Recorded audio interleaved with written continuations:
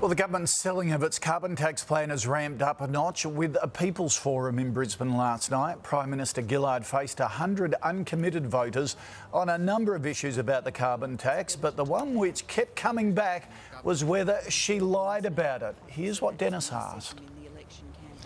You said in the lead up to the last election that words to the effect that on any government I lead, there will be no carbon tax.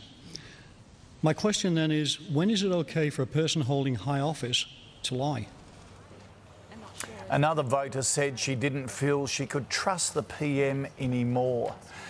Sunrise correspondent Michelle Tapper has more on that. Morning to you, Michelle. It was pretty tough questioning about her character, but did it go well for the PM overall? Good morning, Koshi. Well, it did go well for the PM because she showed that she can persuade people.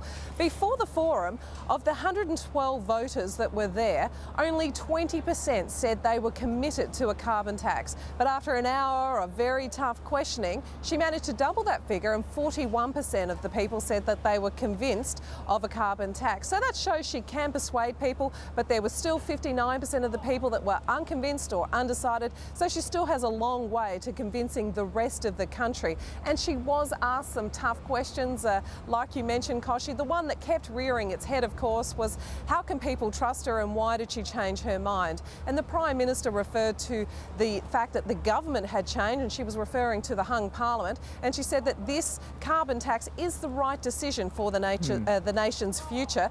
The other issue that kept rearing its head was the knifing of Kevin Rudd, and that's still a very contentious topic here in Queensland. And the Prime Minister said that she understands that people are intrigued by it. It was dramatic, but it's part of our past. And she also said that her carbon tax plan is better than Kevin Rudd's. Yeah. If only politicians realised Australians have a great sense of fairness and you can't cross them. All right, thank you, Michelle.